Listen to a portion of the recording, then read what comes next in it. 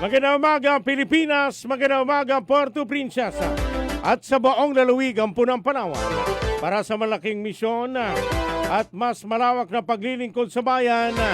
Narito na ho ang ating pong mga balita sa Super Balita sa Umaga numero 2.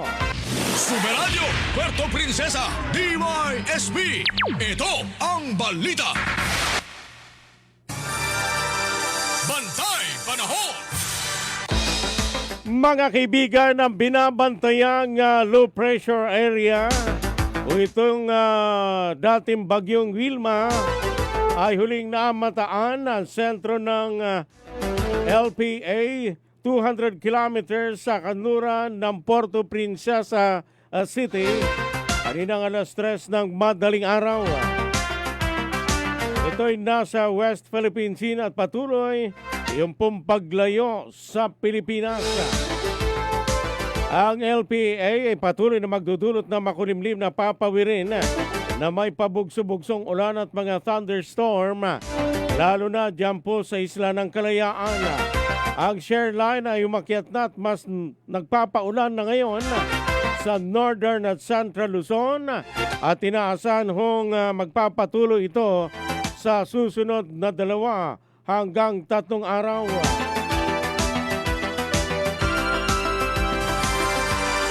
Bantay Panahon. Ang amihan ay patuloy na nakaapekto sa malaking bahagi pa ng Luzon. Makulimlim na may mahina hanggang sa katamtaman ng mga pag-ulan, pabugso-bugsong hangin sa Batanes at Ilocos Norte. Pangkalahatang maayos ang panahon at may tsansa lamang na mga saglit na pag-ulan sa Metro Manila at nalalabing bahagi ng Ilocos Region at Central Luzon. Ang easterlies naman ay muling namamayagpag sa nalalabing bahagi ng bansa. Bantay Panahon. Samantala mga kapuso, ang Palawan kasamang Isla ng Kalayaan at Occidental Mindoro ay makakaranas ng maulap na papawirin na may mga kalat-kalata na mga pag-ulan, pagkulog at pagkidlat ng dahil ho sa LPA. Ang Eastern Visayas ay makakaranas ng bahagyang maulap hanggang sa maulap na papawirin na may pulupulong mga pag-ulan, pagkulog at pagkidlat ng dahil ho sa easterlies. Ang nalalabing bahagi ng Visayas ay makakaranas ng bahagyang maulap hanggang sa maulap na papawirin na may pulupulong mga pag-ulan, pagkulog at pagkidlat ng dahil ho sa localized thunderstorms. Ang Palawan kasamang Isla ng Kalayaan at Occidental Mindoro ay makakaranas ng katamtaman hanggang sa malakas na hangin mula sa hilagan silangan na may katamtaman hanggang sa maalon na karagatan.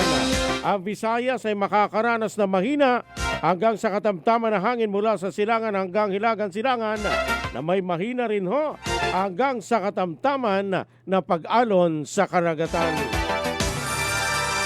Bantay Panahon.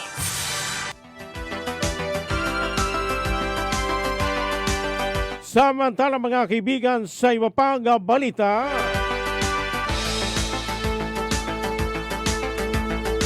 Second District Board Member Al Nasir Iba hiniling ang aksyon ng pamahalaang nasyonal sa pagbagsak ng debris ng rocket ng China at mga dinadalang droga sa Palawan. Super Radio Local News. Lamin ho natin ang detalye ng balitang yan, si Super June Vicer Bantaculo. Sa detalye ng balita, paso! Hiniling ni 2nd District Board Member Al Nasir Iba na maaksyonan ng national government ang mga napapadpad na bloke ng mga droga at debris ng inilunsad ng mga rocket ng China. Ayon sa Bukala, paraiso sa gandaang Palawan, itinanghal na world's best island na may malinis na karagatan. Subalit nagkakaroon ng mga tinawag nitong basura, kaya dapat tutukan ito ng pamahalaan at ng ibang ahensya ng gobyerno bago mauli ang lahat o mas lumala pa ang mangyari sa lalawigan. Umaasa ang Bukal na maitalaka ito sa anumang komite ng sangguniang panlalawigan. Ako si June Vicer Bantaculo ng GMA Super Radio Palawan. Dapat totoo. Alas 5:50 na ho ng umaga mga kapuso. Kayo ho'y patuloy na ho nakikinig sa Super Balita sa Umaga numero 2. Super Radio, Puerto Princesa, DYSB. Ito ang balita. Supplemental budget ng pamahalaang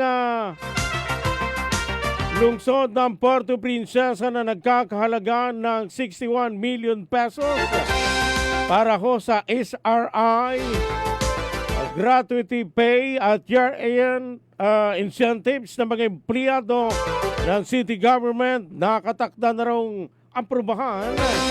Nakatakda na ho nga aprubahan sa third and final reading ng City Council ngayong araw. Super Radio, Local News. Alamin ho natin ang detalye ng balitang yan si Super Wilmar Abrea. Sa detalye ng balita, pasok! Nakatakdang aprubahan sa pinal na pagbasa ang supplemental budget ng pamalaang lungsod ng Puerto Princesa na nagkakahalaga ng 61 million pesos sa gagawing regular na sesyon ng City Council ngayong araw. Ayon kay Konsehal Modesto Rodriguez II, ang chairman ng Committee on Appropriations sa City Council, naaprubahan na ang supplemental budget sa ikalawang pagbasa noong magsagawa ng special session ang sangguniang panglungsod noong araw ng Biyernes. Ani Rodriguez, mula sa savings ng pamalang lungsod, magmumula ang 61 million pesos na supplemental budget. Matatandang humiling ang alkalde sa City Council na magsagawa ng special session para sa pag-aproba ng supplemental budget para sa 20,000 service recognition incentives para sa lahat ng mga regular na empleyado, 7,000 gratuity pay para sa mga eligible contract of service at job order employee ng pamalang lungsod at 5,000 pesos year-in incentives para sa mga city-paid barangay health at social services volunteers. Ako, si Wilmar Abrea ng Super Radio Palawan, dapat totoo. Alas 5:52 na ho ng umaga. Tuloy-tuloy po tayo mga kapuso sa ating pong mga balita. Lokal na pamahalaan ng Dumaran na Palawan at kinatawan ng Synchronous Power Solution nagpulong para sa pagkakaroon ng elektrisidad sa 2 barangay ng munisipyo. Super Radio, Local News. Alamin ho natin ang detalye ng balitang yan si Super June Vicer Bantaculo.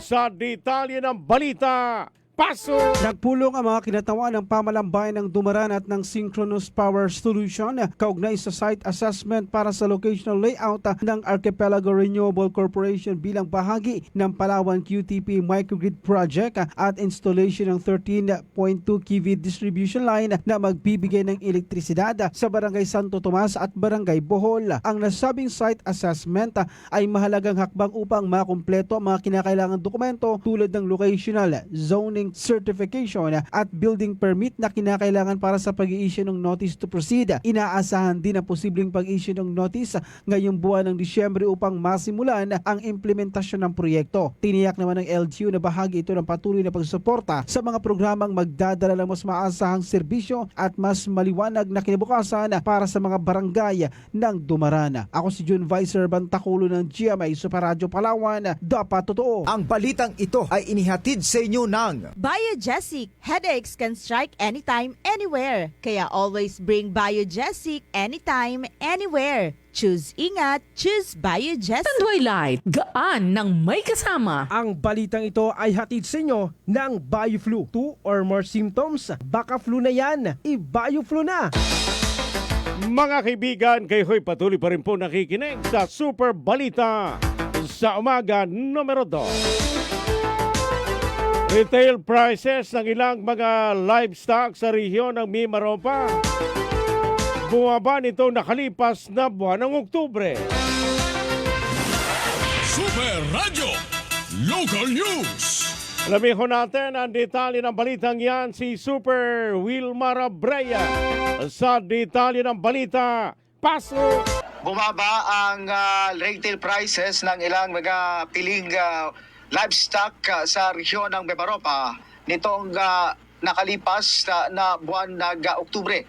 Sa datos ng Philippine Statistics Authority PSA Mimaropa, 2.4% ang pagbaba ng retail price ng pork meat with bones mula sa 354.53 pesos noong Setyembre sa 345.99 pesos nitong Oktubre.